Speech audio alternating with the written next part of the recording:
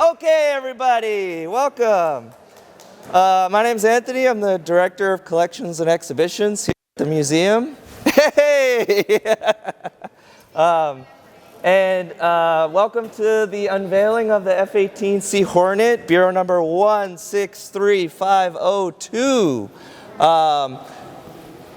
I'm the kind of lead person that got it from Florida over to here to the museum. So it took 16 months for that to happen. We started in November 2023, and now it is April 25. So a lot of logistics. I'm going to mostly just talk about the move and the kind of museum professional side of it. On May 10th, the actual pilot who flew this plane, Nick Mangello, he's going to be here to talk about his time in the plane and the famous event that made this plane very historic. On the first day of Operation Desert Storm, shot down a MiG-21 plane, and so he's going to be here May 10th. So come back. What day? May 10th. Thank you. So yes, new plane. Over a year to move this plane on a budget. And then what do we do now with it? And then some Q&A, and if we have some other speakers that want to talk. So first, the aircraft itself, F-18C, called the MiG Killer because on January 17th, 1991, on the first day of Operation Desert Storm, then a young Lieutenant Nick Mangello shot down a MiG-21 fish bed. So, I mean, the first day of the conflict, shooting down an enemy plane. So why is that important? Why do we have this plane? So the Navy History and Heritage Command, there's an article about the F-18 that I really liked. And they said when the A-6 intruders, another type of plane, and the F-14 Tomcats left the inventory of the U.S. Navy, phased them out, the F-18 alone represented the Navy's carrier-based strike fighter capability. So this was the main plane for the Navy. This article is back in 2022, new planes are coming. But anyway, this represents, you know, the airplane for the Navy, especially during that time. You know, we go from Wildcat to Tomcat to Hornet, you know, that evolution, that U.S. Navy carrier-based plane evolution. That's part of the big reason why we have this plane, to tell that story. And it all goes back to our mission, right? Our mission for this museum is to use the Hornet and the collections, exhibitions, and educational programming to promote awareness and understanding of the history, science, technology, and service. I feel like that falls into that, of course, as well. Everything goes back to the mission. And one quote from Mr. Mangello that I'll say is the first line, him recounting shooting down the enemy MiG. Quote, "All my thoughts were now directed toward my target. Every switch was set. I was ready." So I'm just going to leave you that teaser because on what day? May 10th, he's going to come here and speak more. I'm just going to leave it at that. I don't want to take any more of his story. So November 2023 to April 2025, that is how long it took for this plane to go from Pensacola in Florida, the National Naval Aviation Museum, who is the owner of this plane. They're loaning it to us long term. It's a forever loan.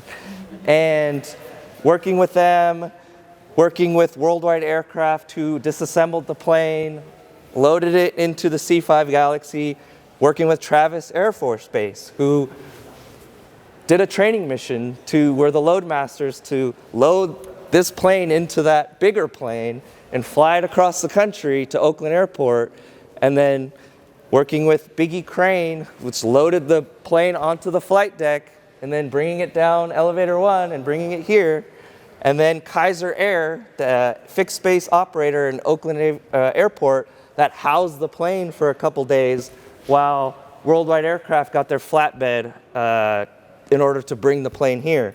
Kaiser Air was our main contact with Oakland Airport. The Travis Air Force Base coordinated with them in order to land the C-5 at 11:30 a.m. on that Monday before the 23rd. So all this people, all these organizations and people that helped to coordinate with me to get this plane here. I mean, I can't thank them enough. National Naval Aviation Museum, Worldwide Aircraft, Travis Air Force Base, Biggie Crane, and Kaiser Air. Those were the main players that helped us get this plane here. It was a big endeavor, and it actually happened. So congratulations for all of us, and many thanks to them. Now, the ACE campaign. Now that was what fundraised to really get the hard costs. There's some costs we were able to help with. The C-5, that plane from Florida to Oakland, that cut a lot of cost out of the equation. The cost we did have to do was Worldwide Aircraft to disassemble and assemble a plane. We could not avoid that part. National Navy Aviation Center, you have to use a professional aircraft shipper and mover. And we said, okay, because there we have to do what they say. And so that cost was $60,000. We cannot avoid that. So the campaign was successful and raised, I'm going to round these little numbers up. If afterwards the event, if you want to talk more about it, happy to crunch the numbers. But a little over $80,000 is what was raised. So thanks so much to everyone who donated to ACE campaign. $60,000 went to Worldwide Aircraft for disassembly and assembly. Very good, professional. They even mapped out the route and made sure that the wings and the flatbed went across the different route from Oakland Airport to here. They took care of all those logistical things, permitting, all that stuff. We also used a little over $10,000 for the crane, for Biggie Crane, to crane it from the pier to the flight deck. Our original plan was to say, how could we save some money here? Can we use our crane? We have a crane over by elevator 3. And then we'd lift it on from the pier to elevator 3 and hangar bay 3, have to move some planes in order to get this plane through here. We go, that could save us some money.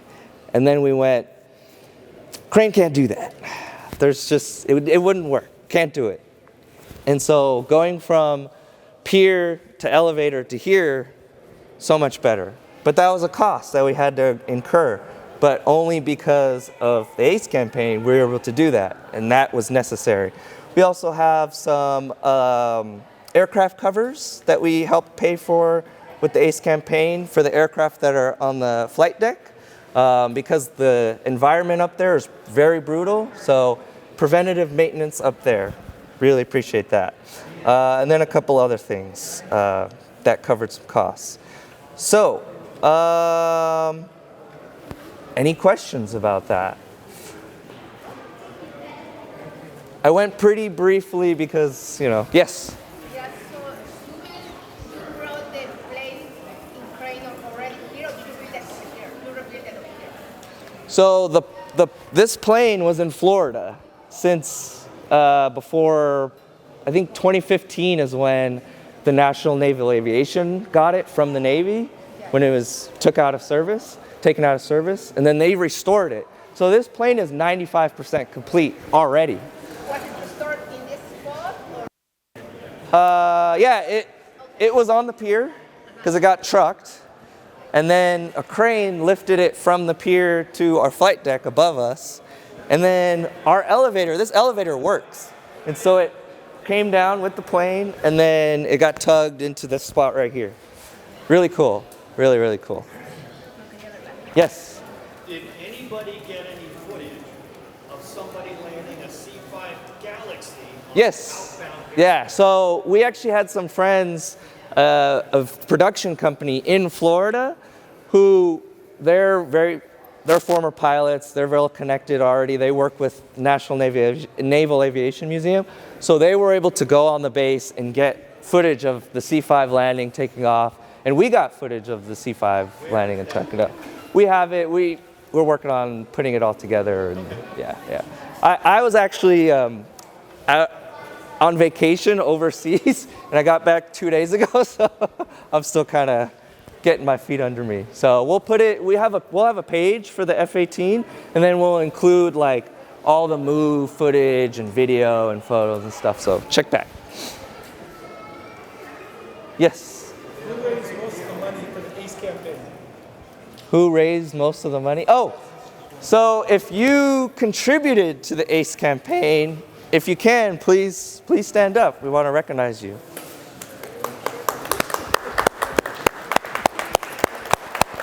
If you contributed to the ACE campaign, if you can, please stand up. Do any of you folks want to come up and say a few words who contributed or anything? Or I know one final thing I'll mention. Anybody want to come and say anything? I'm not anybody. Rich Kiefer, you want to come up? Sure. I appreciate your thoughtfulness in talking about the history of both the ship and the Hornet.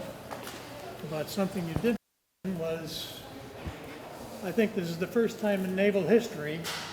I will talk as loud as I can, but I'm a little weak in the things here. I've got an intubation for a new shoulder, and I'm still working on improving my voice. That said, Stand close to me because your mic will this is pick probably the him up. first time in naval aviation where the name Hornet, you're standing on Hornet number 8. Okay, the ship was Hornet 8. Not the number of the ship, but the 8th Hornet will bear the name. Being the Navy loves to continue legacy names within the fleet. When this ship was mothballed in 1970, it was retired, they started hunting around for how to move that name forward. And lo and behold, the airplane behind me was just coming into its testing phase, so they decided to name it the F-18 Hornet. So now we have a Hornet on the Hornet. But it's the only Hornet that ever got to meet its namesake. It's All true. the rest of the ships were sunk. It's true. This one was not. So you got a Hornet coming home to mama for its name, and it will continue in the fleet as long as the Navy flies airplanes or has drive ships. So just wanted to bring that up because those are the kind of things we like to talk about when our guests come aboard, because it's an interesting phase of the ship's history. And also, I'm looking at Conrad Jones over here. There are several people that were behind the scenes that everybody thinks about the docents and the ship staff, and those things are great. But Conrad Jones, sitting right here in the front seat, had a large part in helping us put this whole thing together. Craig Peterson, who is a part of the ship, but behind the scenes, had a great deal of effort to put behind it. Bonnie Town, we mentioned Bonnie a little while ago.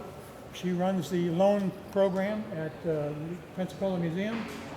Although she was late in the game getting in, she was very, very helpful in trying to smooth out some of the rough edges that we had getting the airplane here. And make no mistake, folks, this project is 5 years old, at least 5 years old. We've been talking about trying to get a Hornet and trying to work through the red tape and all the other things. People I just mentioned to you helped us a great deal with that. We picked up the ball from that point forward. The ship staff kind of followed through with it all, and we finally made it happen. But thanks to the docents and thanks to the volunteers on the ship, we were able to gather the monies to make it happen. The ship didn't think it could happen, but we made it happen. And we're always willing to do these kinds of things because they're very meaningful to us as docents. While I see this nice, pretty airplane right here, still isn't as pretty as that one right there.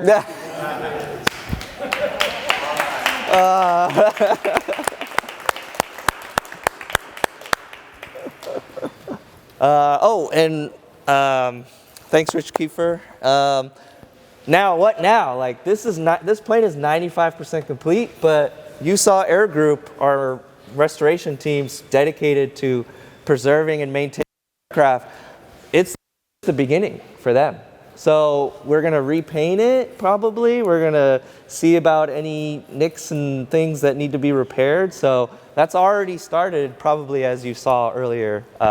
So again, that leftover ACE campaign money is also very important in the maintenance, because getting the plane here was hard, but keeping it and maintaining it for perpetuity, forever, practically, that's the bigger challenge, just like this ship, of course. So, okay, if anybody doesn't have any other questions, I'm happy to do a little more one-on-one and tour around the plane.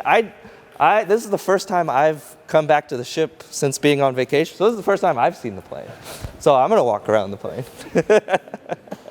Thanks, everybody.